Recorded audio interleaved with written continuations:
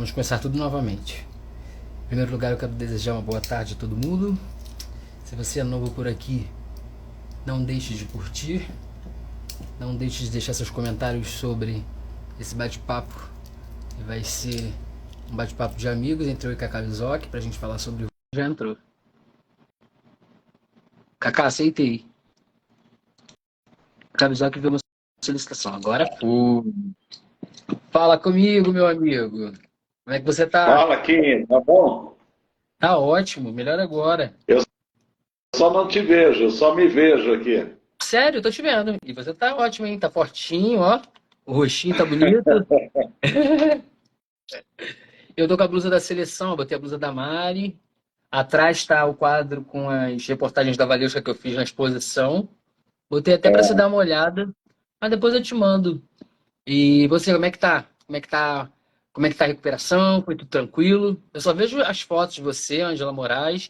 Eu já convidei a Fofão, que é minha mãe mora em Saquarema, eu falei assim, Fofão, vamos com a minha mãe que ela vai fazer peixe, comida e iguarias pra gente, a gente também tira fotos. É, legal, Quinho. Então, essas fotos aí foram do encontro do Solo Tietê, né? Vocês sempre Solo fazem, Tietê, né?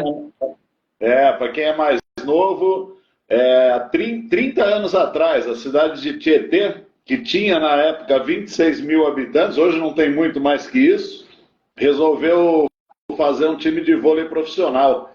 E a gente fez um belo time, né, Quinho? Quem Time conhece a história aí como você, André se Moraes, lembra, foi um time que. Bia, É, Ângela Moraes, Fofão, todo mundo no Pina, auge. exato. Helena, eu adoro. É, Tem tempo que eu não vejo a e, Helena a Sandra jogou lá também. E aí também. foi legal, porque foi uma geração também que mesclou essas meninas que estavam começando, e a partir dali elas tiveram oportunidades na seleção, no exterior, né?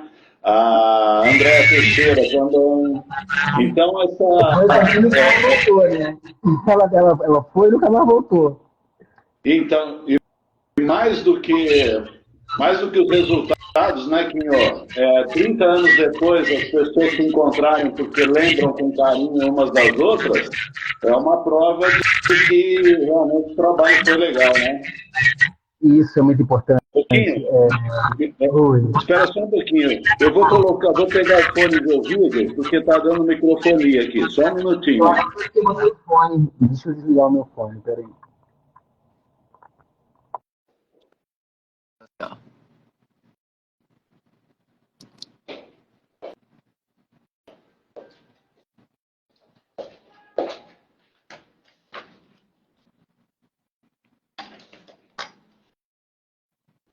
Vê se melhorou.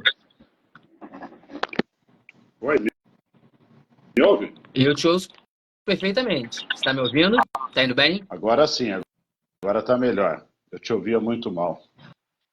Olha que coisa engraçada, né? Quando eu comecei a fazer live, isso aí tem 4 anos, né? Que eu entrei nessa loucura de trabalhar com vôlei, foi na pandemia.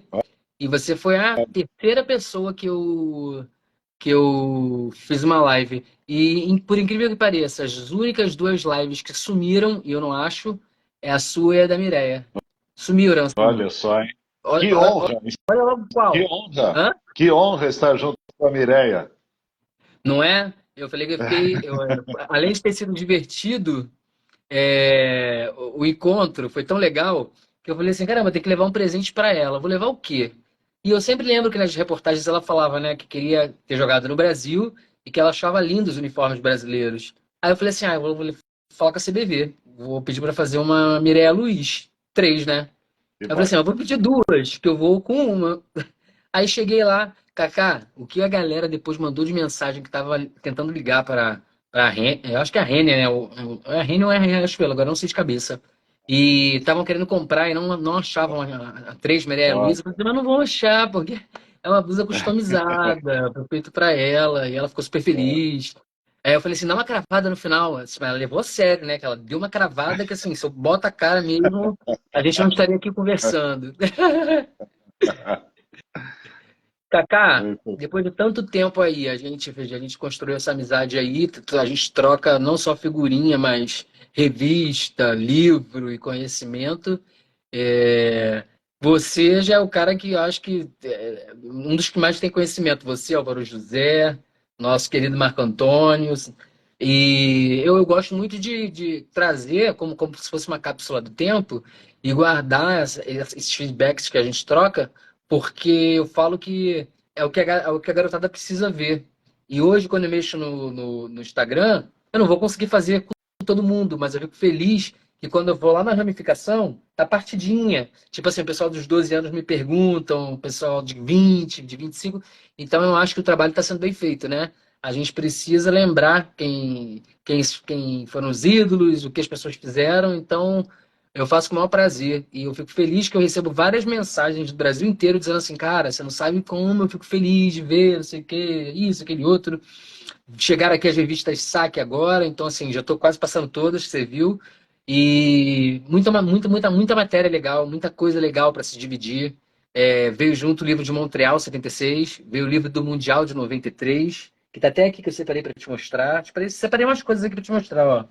Que Que, legal. que a galera hoje em dia não tem mais isso, é NFT, né? Mas na nossa época era assim, ó, não sei se tu lembra, era pôster. Ó. Então, eu não tô conseguindo ver, Kim. Eu vou ver só depois da Eu tô gravação, Eu botei o Infelizmente. pôster do Xandó para você ver, porque o que acontece? Eu já separei todos os pôsteres. Aí agora eu vou mandar fazer um mural com eles, que tem da Isabel, tem do Renan, tem do William, tem de todo mundo. E engraçado que ainda vem com o calendáriozinho embaixo, assim, do ano, É, com tudo separado. Você que é da época da SAC, eu digo assim, você que é da época da SAC, porque você já trabalhava com isso na época.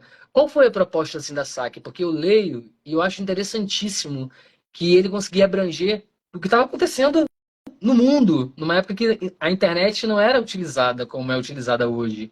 É... Como se deu?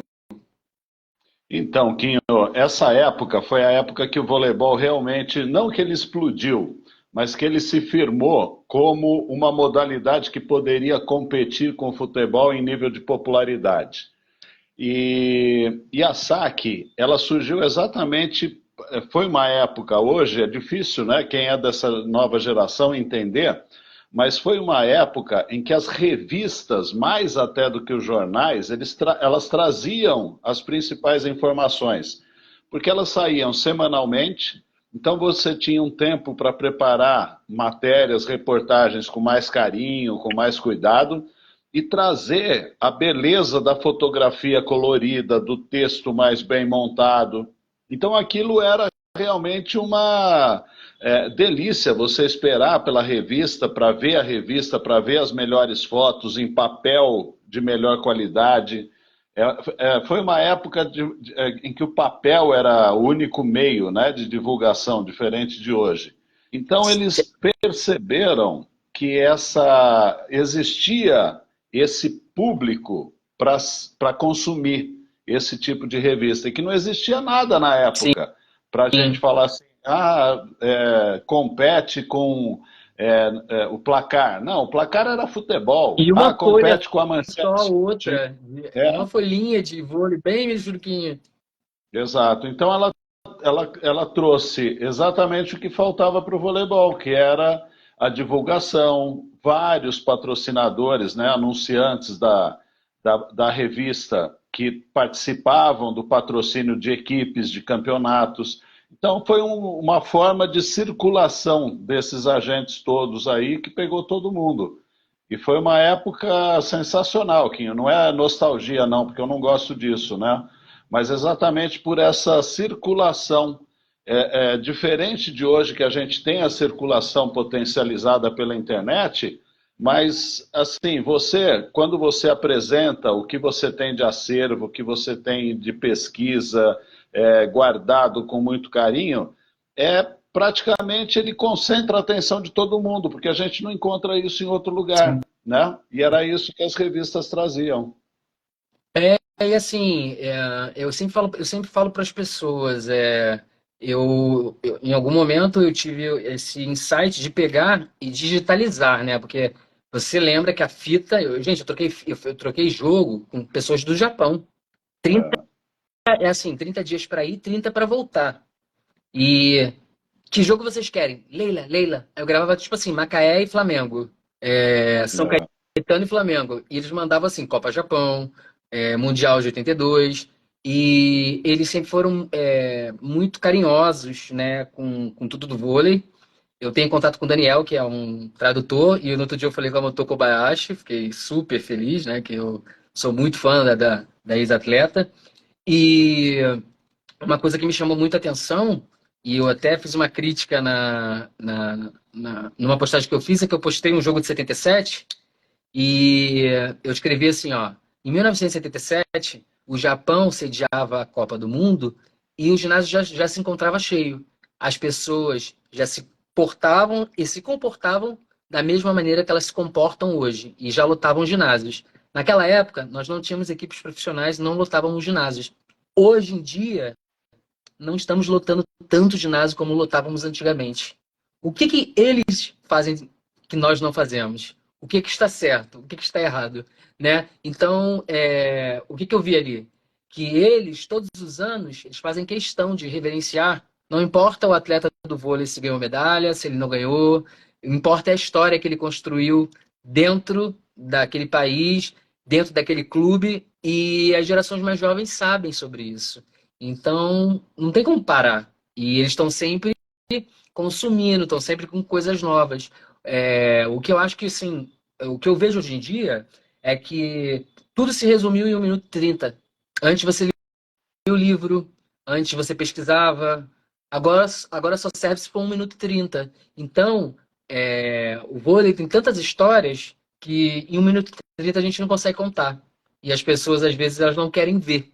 E acaba se tornando, para um nicho, algo desinteressante. É mais ou menos assim que eu vejo. Então, tudo muito rápido, né? Tudo que tem um interesse muito rápido também, eu acredito que perca o interesse também muito rápido.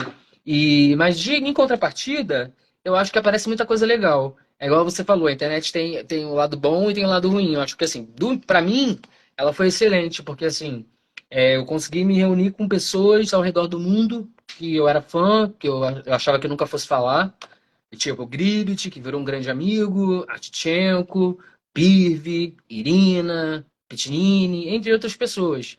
E o mais legal que eu acho, assim, é ouvir as experiências desses jogadores sem ser algo da televisão, porque às vezes na televisão você ouve o trivial, né? Ah, é isso, é aquilo. Não, é legal quando você senta para conversar, para montar um acervo, igual eu faço do atleta, ele quer me contar sempre algo mais. E eu acho que o legal, assim, tem coisas que a gente divide, tem coisas que a gente não vai dividir. Às vezes é um desabafo. Mas é legal de escutar, porque aí muita coisa começa a fazer sentido, porque o vôlei brasileiro, o que eu sinto falta é uma linha do tempo. Você tem que buscar informações, assim, se você, o dia que você for, você vai levar metade das informações, e o Álvaro José é a outra metade. Então é o que eu falo. Esse interesse, eu acho que era algo que até os próprios clubes poderiam fazer. Contratou a cada 15 dias, leva alguém para contar uma história, tipo assim, leva o Kaká lá para contar como é que era a história da Superliga. No outro dia perguntei pro Luzomar assim, Luzomar, você traz as gringas para jogar. Elas sabem quantos títulos o Osasco ganhou, quantas campeãs olímpicas passaram por aí, quantas estrangeiras, qual é a história do clube, porque eu acho que o processo é mais importante do que a temporada. E o que na maioria das vezes acontece, que eu percebo hoje em dia, é que como as atletas vêm de colégio, vêm de clube, aqueles técnicos ali, eles querem resultado momentâneo, né? Que o emprego deles está em jogo. Então eles estão preocupados se a atleta vai jogar naquela posição, tá ótimo. E eu acho que falta isso.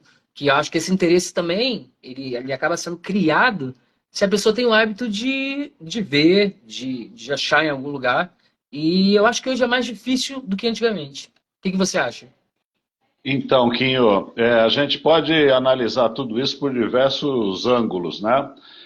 Se a gente pegar um dos principais que eu considero é a identificação, né? Essa identificação ela vem com a cultura e vem com a história. Sim, Você se identifica com algo, com alguém, com algum lugar, com uma história. Se você conhece, você dá a devida importância e você leva adiante essa história, essa cultura como um conhecimento, né? sim. Então, os japoneses que você citou, eles têm muito essa identidade com o voleibol. Primeiro porque o voleibol estreou nos Jogos Olímpicos em Tóquio 64. E E juntos, né? ali, exato, as duas modalidades, né? Foi a primeira vez que uma modalidade estreou os dois naipes ao mesmo tempo. E a partir dali, os japoneses já começaram a criar uma identidade que já tinha mais com o feminino. O feminino brigava com a União Soviética, né, a antiga União Soviética, pelos primeiros lugares nos campeonatos mundiais que já aconteciam naquela época. E o masculino foi a partir de Tóquio, com uma boa apresentação, que começou a construir o plano para ser campeão olímpico em 72. Então, Matsudaira. os japoneses. Exato. Matsudaira. Então, os japoneses eles começaram a construir essa identificação com as equipes de voleibol exatamente pelo quanto eles se dedicavam, pelos resultados que eles vinham alcançando e pela forma, se você for refletir também, por isso que é importante a história, né? E todo o trabalho que você faz, Quinho, de resgate histórico. Se a gente for voltar para 64, a gente estava há 19 anos do fim da guerra. Isso que eu, Né?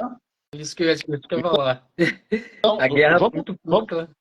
vamos pensar aqui na gente, né? Porque às vezes é difícil você falar assim, 19 anos. Cara, 19 anos era 2005.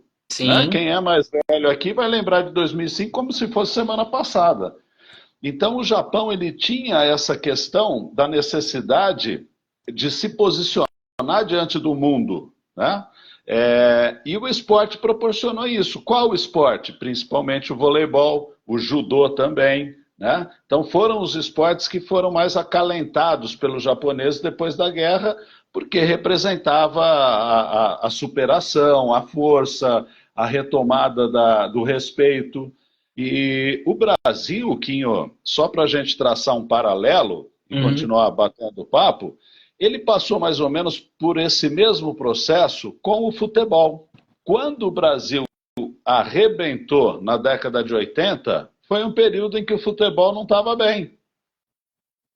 Né? Foi. Então o futebol sempre foi o orgulho do brasileiro. A gente tinha naquela época índices socioeconômicos terríveis, né? E a gente tinha pouco para se orgulhar. Então, uma das poucas coisas que a gente tinha para se orgulhar, que era o futebol, não estava indo tão bem. Como é que eu me posiciono no mundo? Veio o voleibol, batendo as principais forças, ganhando uma medalha de prata no Mundial, ganhando uma medalha de prata nos Jogos Olímpicos, fazendo aquele auê impressionante, né? O que tinha de apelo popular naquela geração de prata foi o começo de tudo. E depois veio a geração de Barcelona, veio a geração de 2000, veio a geração de 2016. Então você vê aí a gente há quase 40 anos criando gerações que alimentaram essa expectativa em relação ao voleibol. E a gente está tão de barriga cheia, Quinho, que a gente reclama do feminino porque o feminino foi vice-campeão olímpico, né? Você vê a ironia do ouve ponto só. que chegamos. O meu amigo tava brigando comigo, que ele é do futebol, ele adora bater essas bocas comigo. Aí ele voltou num assunto de um tempo atrás, falar assim, mas as mulheres, todo mundo sabe que elas eram amarelonas. E eu perguntei para ele uma coisa, eu perguntei assim, olha só, elas passaram aí quase 25 anos em todos os pódios. Elas só não tiveram em 98 e elas só não tiveram em 2004. Todas as competições do planeta que elas competiram, elas estiveram entre as três. E no Grand Prix, elas são as maiores vencedoras do MVP. Então, eu vou perguntei para ele, como você é o especialista do futebol, perguntei para ele, quanto tempo o Brasil não ganha uma Copa do Mundo? Aí ele riu para mim, né? Eu falei assim, mas vocês estão sempre lá comprando a camisa nova, vocês estão sempre incentivando. Então, assim, são paralelos diferentes, são culturas diferentes, entendeu? Eu joguei vôlei também e, assim, eu acho que essa coisa do companheirismo, de valorizar o pódio é uma coisa que o vôlei tem. Porque a gente não começou em primeiro lugar. Então eu acho que a gente aprendeu a valorizar isso. O brasileiro que não se sente satisfeito. Então ele não. Na maioria das vezes não se sente. Eu acho que quando você vai para uma final e você não ganha, fica aquela sensação, né? Poxa, poderia ter ido mais longe. Mas eu falo para você que eu trocaria todas as minhas blusas, tudo que eu tenho, para estar lá ganhando uma medalha de prata. Porque, para quem gosta de esporte, eu acho que os momentos olímpicos são os melhores que existem e são os que mais ensinam, porque a gente vê os gigantes ficarem pequenos e a gente vê muito pequenininho se agigantar. É. Então, e isso a gente leva para a vida. Eu vejo a história de tantos atletas e eu tinha esse costume de ficar fazendo contagem de quantas Olimpíadas da fulana foi, a Beltrana foi. E no outro dia eu coloquei para ver a final de 2004, que é China e Rússia. E eu É. olhei para a Batutina e eu falei assim, gente, a Batutina era uma atacante espetacular. E assim, o Karpol era aquele cara que leva a jogadora até ela falar assim, eu não aguento mais. Aí tu pensa, ela ganhou, ela foi campeã mundial com ele em 88, ela ganhou o Mundial de 90, aí ela foi mudando de posição, ela jogou em todas as posições. Aí em 97, quando ele efetivou a Artamanova a Artamanova não, a Sokolova de vez, foi o Mundial que a Odianko jogou de líbero, não gostou.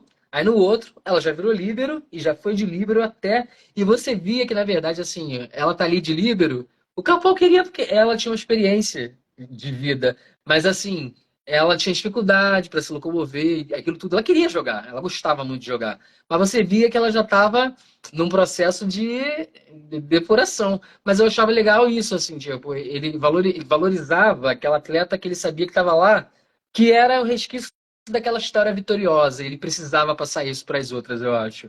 E eu acho incrível que eu estava assistindo uma reportagem ontem que a Goncharova estava falando que depois que a Sokolova foi embora da seleção, a seleção ficou melhor porque ela jogava muito simples. Eu até escrevi lá, eu falei assim, eu acho que ela tinha que pegar os vídeos da Sokolova e entender quem foi a Sokolova, que ela era uma oposta, que ela foi para a ponta, que ela passava, que ela atacava no meio, na saída, na ponta, que ela jogou mais de 20 anos pela seleção e ela ganhou bastante coisa. E é só ver É, os e aí, resultados depois dela, né, Quinho? Se foi bom mesmo mas ela ter saído. nenhum, né? E eu falei assim, gente, até o último jogo da carreira dela pela seleção, que ela passou de castigo no banco a Olimpíada de 2012 toda, né? Que a Artamanova que foi titular, de castigo, porque ela não gostava de treinar.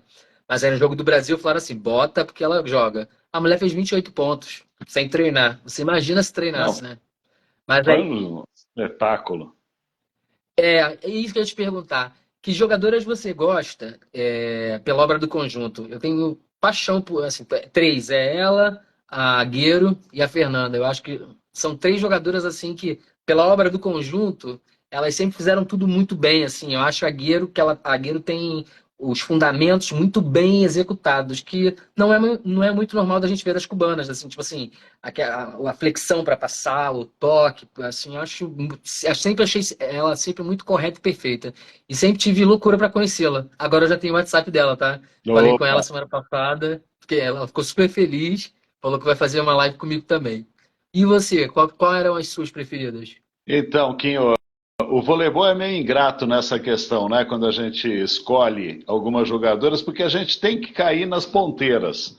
Porque se você fala de jogadora completa, só a função de ponta é que permite que você desenvolva essa completude, né?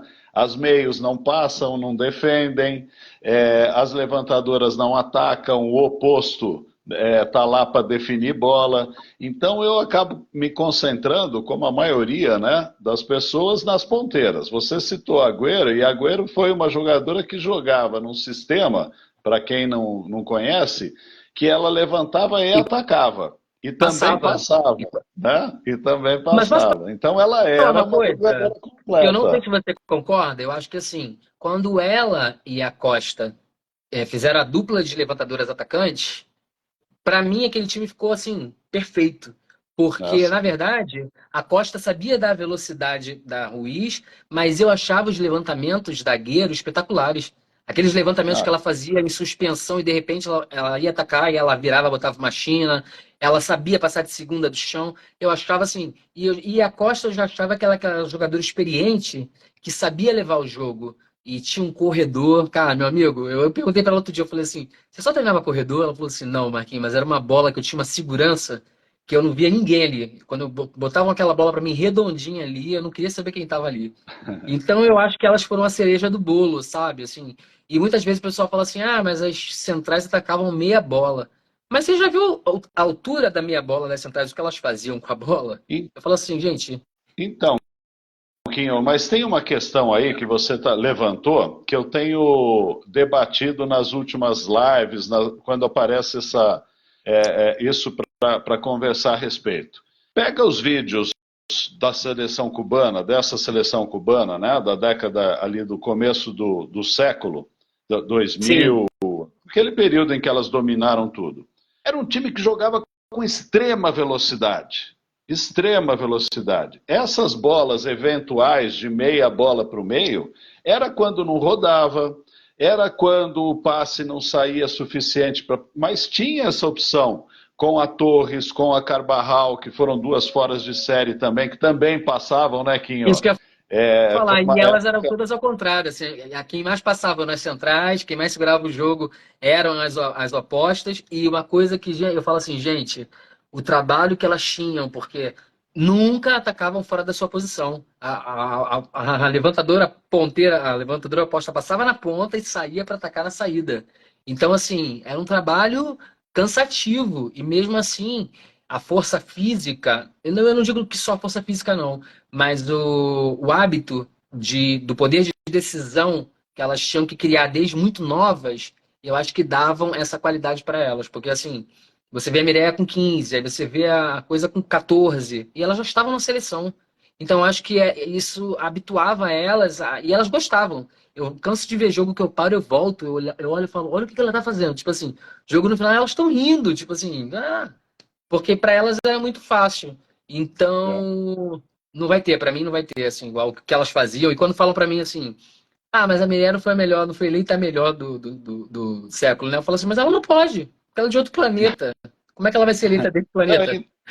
Então, Kim, e para você ver, né? Quando a gente começa a falar dessas jogadoras de Cuba, a gente fala de jogadoras completas. E a gente acaba deixando a Mireia, que foi fora de série, espetacular, uma das melhores do mundo, num plano secundário em relação a Agüero, a Torres, a Carvajal, né? Por quê? Porque Você elas eram muito acha. As, boas, pe- muito boas. as pessoas falam para mim assim, ah, ela foi só uma excelente atacante. Eu falava assim, olha, gente, não foi só uma excelente atacante, não. Ela passava isso aqui da rede para bloquear, ela bloqueava as mais altas, ela botava a bola onde ela queria, e se ela errasse o passe, ela não era exímia passadora, mas ela passava bem. E se ela Exato, errasse, ela exato. falava assim, bota para mim, bota para mim. E ela não Exato. tirava do bloqueio, não. Ela gostava de vir por cima do bloqueio. Então eu acho que O que... isso. Fala, desculpa. Não, pode completar. E eu acho que isso dava assim. Eu perguntei pra ela duas coisas. Eu falei assim: quem era a jogadora que você olhava pro lado e você falava assim, se ela tiver aqui eu ganho, sempre. Ela falou assim: Carvajal. Se eu visse a Carvajal, eu sabia que eu ia ganhar o jogo. Por quê? Ela falou assim: porque se eu não tivesse num bom dia, que eu falei assim, que era quase impossível, né?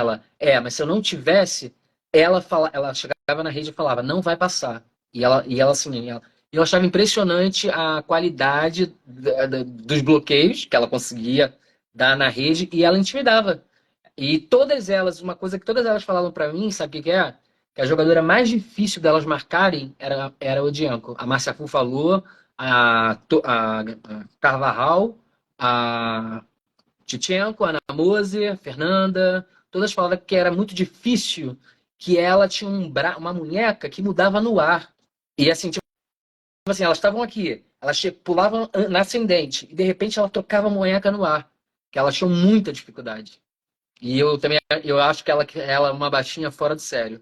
Eu achava ela espetacular. Ela com a Pacochu era uma dupla sensacional.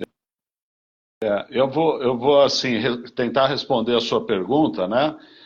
Eu colocaria todas essas cubanas que a gente relacionou como as jogadoras mais espetaculares que eu vi. A Sokolova eu também acho que merece o lugar dela. É, a Gamova, apesar de também não ser muito técnica, foi uma jogadora espetacular no que ela fazia, no que ela conseguia resolver de problemas, né? Que era a função dela. A Ana Moser, para mim, foi uma das jogadoras mais completas. A Lan Ping, que virou técnica da China, técnica dos Estados Eu Unidos, posso fazer um ela era adendo? uma jogadora. Posso fazer um Oi? adendo aí? Todo mundo Lógico. fala muito da Lamping, mas as pessoas esquecem de falar da Zhang Runfeng.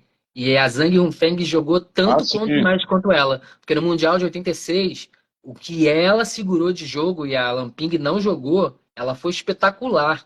E a Xilai, né? Que a Xilai, até hoje eu boto os jogos de 84 para ver a precisão e as jogadas que ela faz e parece que é uma reprise da mesma bola, Kaká. É a mesma coisa, assim, se ela vai fazer a jogada, ela não erra. E assim, uma levantadora que fica 4 anos sem perder, a gente tem que falar, né? Não tem como, né? Exato, exato. Então você vê, Quinho, que a gente está passeando aí num período em que o voleibol era muito mais técnico do que hoje. E não mas era mais bonito. Não, era mais técnico. Hoje a gente tem jogadoras mais altas, hoje tem funções mais definidas, hoje tem treinamentos mais específicos, cada vez mais específicos, para se treinar só aquilo que ela vai usar. Então o voleibol se transformou, né? Mas não deixa de ser maravilhoso ver uma Boskovic jogar, ver uma Gabi jogar, Isso que eu ia né? falar. Ver uma Larsson. Então são realidades diferentes que eu acho que a gente precisa saber enxergar com a mesma beleza. Só são. Quem ganharia se colocasse um time daqueles contra um time desse de hoje? Eu não tenho dúvida, Quinho, que seria o time de hoje, né? Você acha que Com não? Você acha que tudo. Cuba perderia para uma equipe tipo Sérvia? Eu não acho que não perderia, não. Então, mas sabe qual a questão, Quinho? O voleibol ficou muito mais forte. E forte, no sentido de força, de potência, tem muito mais chance de ganhar. Mas Entendeu? sabe o que eu reparo? Essas jogadoras de hoje em dia não saltam. O problema que eu acho que assim, essas jogadoras de hoje em dia saltam muito pouco. Eu vou para os jogos, às vezes eu não acredito que as jogadoras, eu não sei se elas estão mais altas e por isso elas já saltam menos, porque assim, a Boskovic para mim é um fenômeno, porque tem anos que eu não vi uma canhota fazer o que ela faz. Ela bota na menor, ela bota na menor ainda, ela tira no corredor, ela bloqueia, ela saca viagem. Assim, ela é uma jogadora ofensiva que eu acho que falta muito assim hoje em dia. Eu vejo todas as jogadoras sacando rasante. Às vezes eu falo assim, gente, um saque viagem quebraria uma recepção. E Então, o que eu reparo muito no jogo, eu não sei se é do atleta, igual você falou, porque como tem todo um treinamento, antigamente eu via uma estratégia do atleta, por mais que o técnico mandasse. Hoje em dia eu vejo muita gente sacando no líbero. Tipo assim, vai sacar na Bright, o passe vai na mão do levantador o tempo todo. E a pessoa não faz uma, faz 10, faz 15. E eu fico me perguntando, gente, o técnico não para e fala assim, minha filha, qualquer pessoa, menos na Bright. Então, assim, eu acho que esse ponto, essa chave do atleta também raciocinar, porque eu acho que o jogo é uma coisa que, assim, se você vai jogar amanhã, você vai para casa pensando no teu adversário. Eu, pelo menos, quando jogava era assim, eu pensava no meu adversário, pensava como eu ia jogar, eu já começava a montar o jogo ali. né? E, e hoje em dia eu vejo que o atleta fica muito dependente de olhar para o banco e ver o que a pessoa vai mandar o atleta fazer. A instrução, eu acho que ela existe, mas o atleta também tem que ter aquela personalidade na hora de decidir. Você não acha que falta? Não, eu acho que sim, acho que é outra questão, né, Quinho? Só para a gente fechar essa nossa discussão aí, Sim. é, o que eu considero hoje, vamos pegar o saque, por exemplo, né? Primeiro, a bola está mais leve. A bola antigamente era um peso danado e o saque era feito lá da placa, Isso do que eu ia chão, falar. né? O time de Cuba, o time de Cuba teria que treinar muito hoje para passar o tipo de saque que está sendo dado. A velocidade que está entrando viagem, por exemplo, de uma Boskovic, do Megono, né? A velocidade que está entrando o saque chapado lá de cima, mais alto, com uma mulher que tem 2 metros de altura. Então, essas condições, elas transformariam o jogo que era disputado naquela época num jogo completamente diferente. Então, tecnicamente, a geração anterior daria banho nessas jogadoras. Mas eu acho que em nível de competitividade não teria como. Né? Mas sabe qual Não que é a teria diferença como. delas? é a resistência técnica, é a resistência muscular. As cubanas ganharam muita competição porque em certos momentos outras equipes não tinham mais força física para Sim, jogar sim, e elas estavam concordo. rindo. A Sim, final de concordo 2000 com assim. você. Mas você concorda que hoje o nível de treinamento, hoje a gente tem bloqueio triplo no feminino toda vez que dá, toda vez que dá. As cubanas não teriam tanta facilidade para jogar como jogaram naquela época, Ah, né? sim, com certeza. Com o saque sendo dado lá da placa, com todas elas passando. Cara, é complicado jogar hoje, né? É complicado. Quem passou de uma geração para outra sentiu essa diferença, né? Agora, é, a gente não vai conseguir provar, né, Quinho? A gente não vai conseguir Verdade. colocar essas meninas em quadra para ver o que aconteceria. Talvez a inteligência artificial sirva para isso, né? Mas é sempre gostoso, Vamos. porque eu acho que o tempo mostrando pra gente que a evolução ela é necessária. Por exemplo, se na época da Mose tivesse o artroscópio, ela teria jogado mais tempo. Se Isso. tivesse a preparação de um treinamento, ela jogaria mais tempo. E todo mundo fala assim, ai, as centrais passavam e as centrais realmente passavam e defendiam muito. Mas em compensação, quando chegava com 28 anos, não tinha mais ombro, não tinha mais joelho, não tinha mais braço. Aí a gente viu a Valeuska se aposentando com 43 anos, jogando. A gente viu duas jogadoras altas fazerem diferença no meio do Brasil. Assim, o jogo da Tina e da Ida era uma coisa linda de se ver. Mas a gente sabe que o atraso, de repente, para compor um bloqueio, que os outros times eram muito mais altos e vinham por cima, às vezes atrapalhavam. E assim, a gente passou a ser um time. Nós passamos a ser uma seleção temida porque nós tínhamos duas centrais ali que o pessoal falava assim, epa, bloqueia e vira a bola o tempo todo. Então eu acho que foi necessário. Só que essa especificidade, né, agora vocês vão entrar ali na frente, é necessário também para dar oportunidade para as pessoas mais baixas. Com isso aí nós ganhamos os dois melhores líberos de todos os tempos, que é a Fabizinha e o Serginho. Então eu acho que assim, é um pouco justo, é um pouco injusto, as pessoas vão sentir saudade, mas eu acho que a história está aí justamente para que a gente possa matá-la e a gente tem que entender que faz parte do processo. A gente vê o jogo numa velocidade tão grande hoje que eu tava olhando outro dia o jogo da Polônia. Cara, mas era uma bola assim tão rápida que eu falei assim, não dá mais tempo. Tipo, assim, o cara ele tem que pensar duas vezes antes. E mesmo assim, você repara que hoje em dia você não tem mais uma seleção que ela seja soberana, igual a última do Bernardinho, que eu acho que foi a última transformação de evolução do vôlei assim, moderno. Quando as seleções conseguiram chegar ali, entenderam que aquilo ali era a velocidade que eles precisavam treinar, treinar, treinar, treinar, você vê que tem um bolo de oito seleções que elas estão sempre ali naquela briga para ficarem entre as quatro, entre as cinco, entre as seis. A própria França, do masculino, que eu falava assim, é um puta time, mas nas competições principais acontecia que começava sempre mal, né? É. Na Olimpíada conseguiu quebrar esse jejum. Então, eu também penso que hoje não depende somente do que o técnico faz com você. O atleta, ele se torna um pouco mais responsável pelas suas valências, pelo que ele vai consumir. Não digo só de material, não, assim, de uma boa leitura, se ele se cuida pós-treinamento, se ele acompanha o que está acontecendo. Porque eu converso com o Lucão e eu fico impressionado assim, como ele sabe do jogador tal, do fulano de tal, ele tá acompanhando com o Lucarelli, mas eu também já falei com atletas que falou assim, não faço ideia. E às vezes eu penso assim, caramba, tá tão próximo da Olimpíada e a pessoa ainda não tem uma ideia do que você precisa saber. Então, eu acho que falta isso também. É o envolvimento, né, Quinho? E aí a gente volta outra vez numa questão cultural. O jogador sempre esperou muito pronto tudo, né? O técnico vai determinar a tática de jogo, ele vai estudar o adversário, ele vai passar para mim, eu não preciso fazer nada. Cara, isso cria uma alienação total, total, porque ele não faz parte do processo. Sim.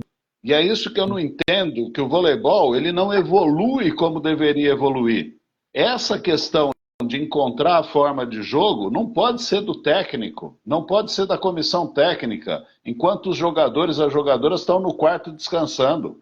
É para reunir todo mundo, Quinho, e falar assim: Sim, nós vamos estudar a forma que nós vamos jogar contra a China.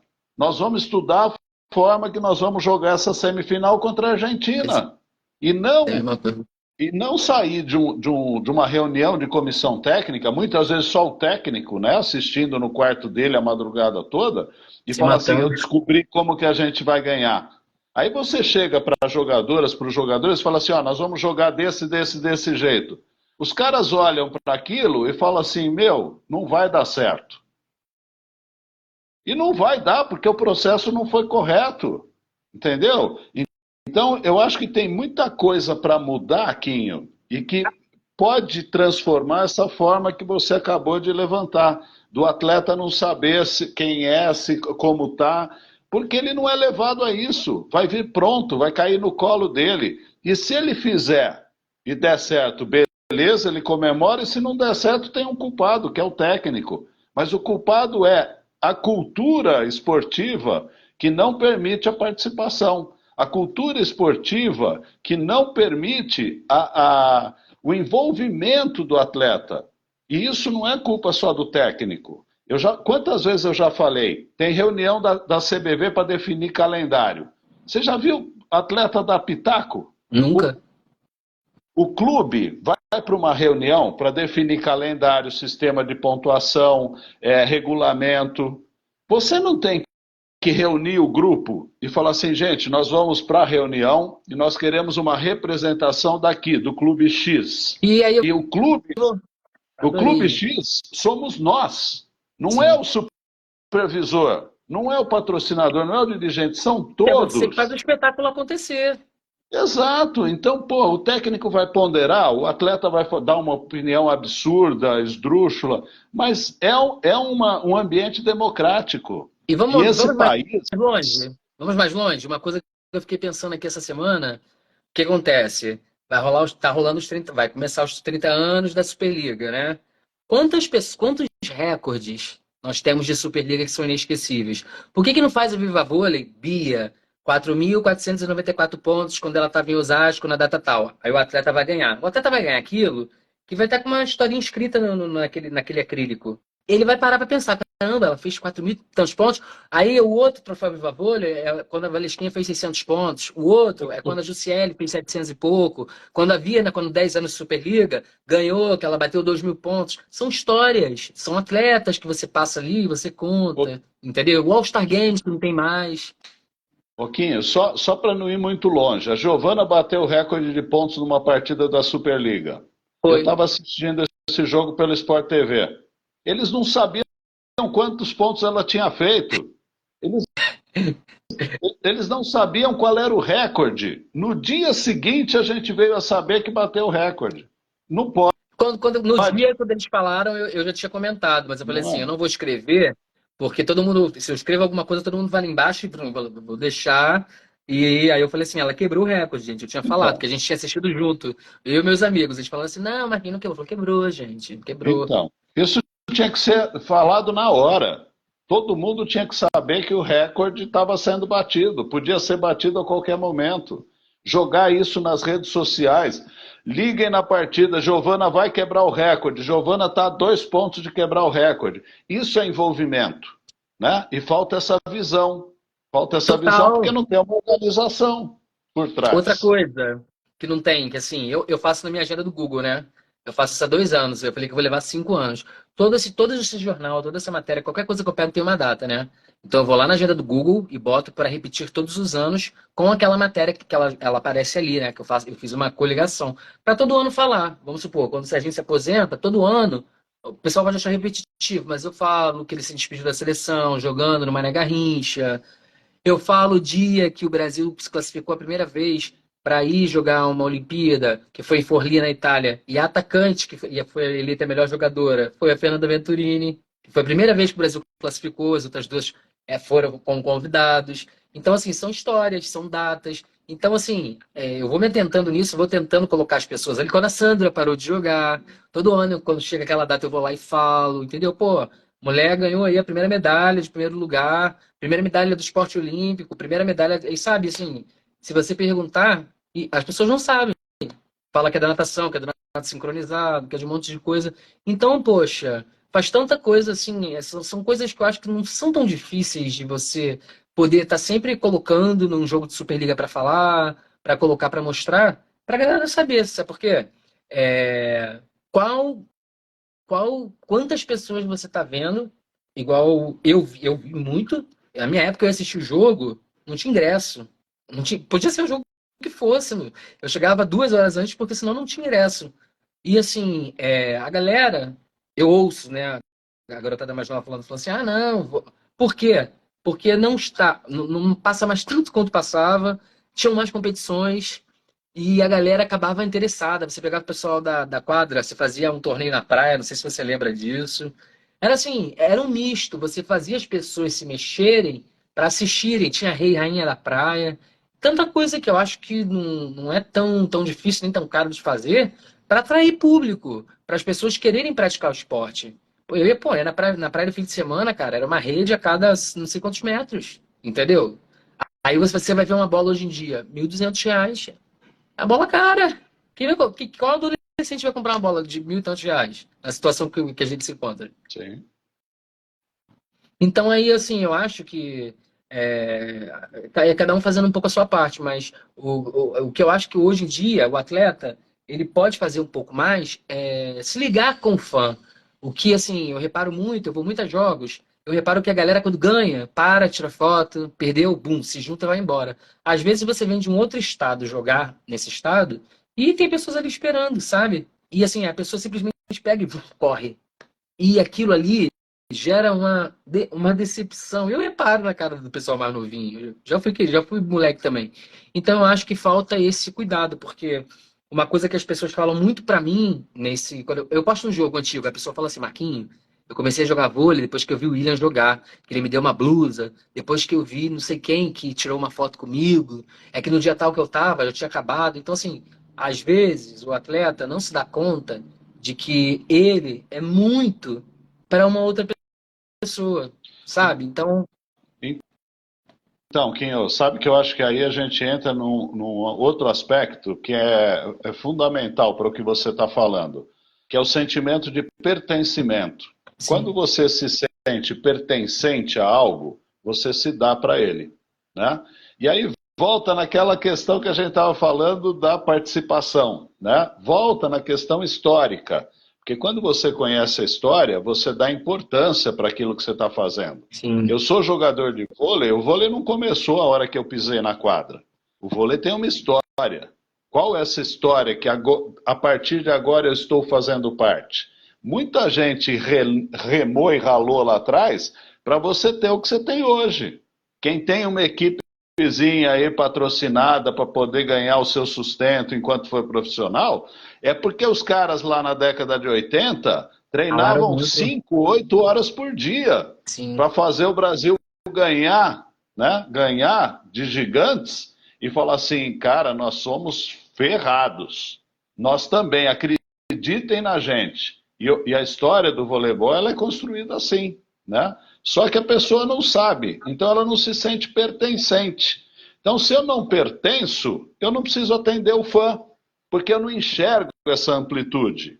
Eu não enxergo que se eu der atenção para o fã, eu vou preservar ele como espectador, eu vou fazer com que a família dele conheça o voleibol, que os amigos conheçam o voleibol, porque ele vai postar nas redes sociais, ele vai levar com orgulho para a família, ele vai mostrar a camisa que está autografada, vai guardar, vai contar para os filhos vão continuar acompanhando o vôlei, e você forma uma cultura. Agora, Com se to- não tem esse pertencimento, eu não faço Parte. nada, Sim, não, né? eu não faço parte de nada. Mas é o Nada. que eu penso. Se eu trabalho com algo, se eu trabalho com qualquer coisa, eu sempre vou querer saber sobre aquilo. Não sei se você me entende, assim, se eu sou um jogador de vôlei, eu não posso querer saber a história toda, mas eu vou querer saber alguma coisa. Eu vou querer saber as conquistas do meu país. Eu quero saber o peso da minha camisa. Não é só o pessoal me falar, ó, essa camisa. Não, porque assim, tem muita história, tem muita coisa. E assim, eu falo que eu sou muito feliz. Assim, eu falo assim, Porque se eu você, morrer hoje, eu morro uma pessoa feliz. Por quê? Primeiro que eu já fiz, eu consegui reunir mais de 70 servos de atletas assim, que foram incríveis para mim. E eles não tinham e virou um trabalho. Mas mais do que isso, eu fiz amigos. Tipo, eu falo todo dia com o Carlão. Todo dia a gente fala. E assim, é tão bacana trocar, porque ele conta assim, Marquinhos, ó, esse aqui, ele vai lá, ele abre o livro, ele manda para mim. Ó, esse aqui foi da data tal, esse aqui eu tava não sei como, esse aqui fulano. Ele vai te contando, ele vai te relatando. É como se fosse um diário de então, bordo. Aí a gente mas conta por pão. Oi? não, você é um cara que gosta de história. Culturalmente você foi acostumado a dar valor para a história. Só que a gente não tem no Brasil esse incentivo a gostar da história. A gente tem um sistema escolar que pergunta que data foi assinada a Constituição de 34. A, né, a M, a data. Eu preciso entender a história, eu preciso saber o que aconteceu naquele período. Saber que o meu avô, a minha avó passaram dificuldades porque o Brasil tinha 75% de índice de analfabetismo, que eles vinham da roça, que eles não sabiam ler nem escrever. Aí eu vou dar valor para a história, né, Quinho? É, e tem uma outra coisa muito importante que assim é muito clara no Brasil. Eu tava assistindo uma palestra com a neurocientista Cláudia Feitosa e tinha mais dois convidados na CBN. E como eu estudo muito sobre Segunda Guerra Mundial, porque o meu avô era alemão e veio embora para o Brasil e não era judeu, e eu nunca consegui entender a história, né? E eu falo que eu quero voltar um dia para saber por quê. E eu já achei assim parentes com meu nome, mas são poucos. E vamos lá, uma coisa que a gente vai falar que você vai dar certeza do que eu estou falando. Lá aconteceu tudo aquilo. E continua lá os campos de concentração para as pessoas verem que aquilo aconteceu, para que aquilo não se repita. Nós tivemos escravidão. Nós não temos o Museu da Escravidão. Todo mundo sabe que a entrada do porto é ali no Cais do Valongo, que quando acharam ali o cemitério dos Pretos Novos, ficou à deriva, ninguém se interessou em fazer. E como é que o pessoal também vai se interessar se quando tem a carta de alforria, a primeira coisa que o Rui Barbosa faz é pedir para queimar toda a documentação que fala em relação à cultura desse povo. Como é que você vai estudar a ancestralidade do seu povo se a primeira coisa que você faz é destruir? Se a primeira coisa que você faz é trazer de fora mão de obra e ressarcir quem ficou assim, os escravizados, e você não contempla essa história. Aí, ditadura, não tem um museu que fale nada sobre a ditadura, entendeu? Nós não temos nenhuma referência sobre nada que aconteceu, não tem um museu, de repente até tem do rádio, que foi assim, foi um fenômeno. Assim, são coisas importantes que passam normalmente despercebidas e as pessoas vão apagando. Você Então, quer ver, você quer ver um fato inadmissível que aconteceu há pouco tempo? O Darlan cruzar com o Giba e não saber quem era o Giba. eu fiquei sabendo disso. Não pode, não pode, Pode, pode, pode. definitivamente não pode. O Darlan só está jogando porque teve gente antes que conquistou coisas para o voleibol brasileiro que permitiram que ele fosse jogador hoje em dia. E ele tem que conhecer, não só conhecer um Giba, como prestar reverência. Mas sabe o que Falar assim, acontece? obrigado por tudo que você Mas é isso vem fez. da base. A base, é isso que eu tô te falando. Quando eu ouço o Bernardo falar assim, uma vez o Bernardo falou assim, Marquinhos, o que eu mais gosto de fazer é o processo, mas é o processo assim. Eu gosto que a pessoa chegue, e eu sei que ela vai embora uma hora. O jogador vai embora uma hora, mas eu quero ter certeza de que ele está indo embora melhor do que ele chegou. E quando eu não consigo fazer isso, eu me sinto incompetente, incapaz, por quê? Porque não adianta só um resultado. Então, uma coisa que eu reparo, pelo menos no Rio, quando eu vejo o vôlei da galera mais nova, o técnico chega e fala assim pra você: pô, você joga muito. E acabou. Você bota aquilo ali na cabeça, você vai com aquilo ali e você não enxerga referências, você não enxerga ídolos, você não cria ídolos. Então, eu acho que essa parte, ela é fundamental, que é uma coisa que eu falei na entrevista com o Alexandre, que ele perguntou assim, quem eu achava que era um dos melhores jogadores do mundo. Eu falei assim, cara, para mim, é o Escadinha, que é um cara que saiu da função de backup, é um cara que foi para 4 finais olímpicas, que só ele e a Arrasca foram consecutivas, ganhou tudo, foi o primeiro líbero a jogar uma liga italiana, foi o primeiro a ser MVP de uma liga mundial, você não vai ver outro, e depois de anos, ele continua inspirando pessoas. E assim, se você parar para pensar, tinha tudo para dar errado. E eu lembro de uma live que ele fez com o Bernardo, que o Bernardo perguntou assim para ele: você já passou, já passou, já foram racistas com você? E ele foi de uma sabedoria que assim, eu já gostava dele. Aquele dia eu falei assim, cara, não tem como. Ele falou assim: Bernardinho, eu já passei fome. Quem, quem já passou fome, racismo não é nada. A gente tira de letra. A gente não consegue nem dar o direito da pessoa achar que está fazendo alguma coisa com a gente. Então, quando eu tive uma oportunidade, quando eu tive essa oportunidade, eu agarrei e eu fiz dela a minha vida. Então, assim, quando eu vou lá, que eu volto lá em São Paulo, que eu vejo e a galera vidrada, querendo jogar, querendo fazer, é porque ele foi um cara que fez tudo com muita intensidade, com muita verdade, e eu acho que aquilo ali, o Serginho tem muita cara do Brasil. Só que assim, ele continua querendo fazer e passar isso. O que também eu acho que falta um pouco no Brasil, eu acho, não tenho certeza, é responsabilidade social. Porque se você consegue transformar a sua vida através do esporte, por que você não pode contribuir só um pouquinho para que alguém também tenha essa mesma oportunidade? Perfeito. Quantas a gente vê aí assim, quantos jogadores você vê que fala assim, eu fiz um projeto, eu fiz alguma coisa? É porque eu acho que também falta isso, sabe? A galera não vai buscar se houver incentivo, se houver alguma coisa. E o Brasil é um lugar tão grande, com tanta coisa, e tudo começa e para no meio do caminho, e as coisas começam. Você vê um time começar, você vê um time acabar, você vê às vezes uma atleta aparecendo que você fala assim, caramba, esse atleta joga pra caramba. Na outra temporada você não sabe mais onde a atleta tá. Então, eu fico preocupado, porque a gente que gosta do vôlei, eu vou sempre torcer pelo Brasil. Eu não consigo ser igual esse pessoal que fica falando que, não, não, eu vou sempre torcer pelo Brasil, porque é um esporte que é apaixonante e olha quanta coisa, quanta história. Agora eu fico preocupado, pensar daqui a uns 8 anos, será que a gente ainda vai estar figurando entre os principais? Eu tenho medo de Sim.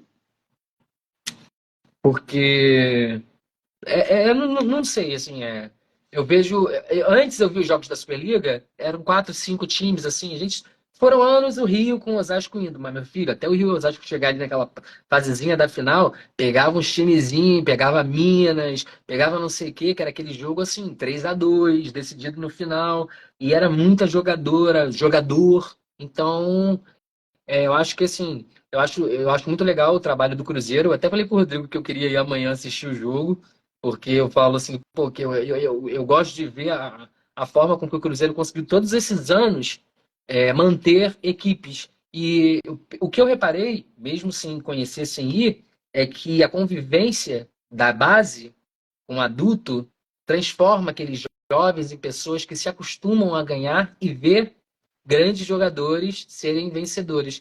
Eu acho que é uma receita, não é uma receita de bolo, mas você aprende, não só vendo, né? Você se acostuma fazendo na prática, né? Então, eu acho que falta isso no clube também, porque antigamente a gente tinha 3 atletas que você tinha que ter no juvenil.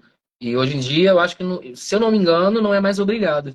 Então, eu acho que falta isso também. E falta também mais clubes formadores, né, Quinho? A gente vê aí pouquíssimos, alguns vão acabando, como o Bradesco Esporte, como o Banespa, mas você vê a importância desses clubes como o Sada Cruzeiro, que tem categorias de base, o Minas, o Pinheiros, né? Eles fomentam o próprio voleibol brasileiro. Verdade. O SESI, quantos jogadores do Sada Cruzeiro formados no Sada Cruzeiro, que ainda tem até vínculo com eles, jogam por outras equipes. E aí a gente tem que perder esse negócio de, mas precisa formar jogador para seleção. Precisa formar jogador para tudo, para seleção, para clube, né? e a gente está sem. Então, quando você fala assim, será que daqui 8 anos vai estar ainda entre os melhores? O vôlei brasileiro ele está passando por um momento que é muito interessante, porque eu sou uma das pessoas mais atuantes em relação à categoria de base, em capacitar, em buscar soluções.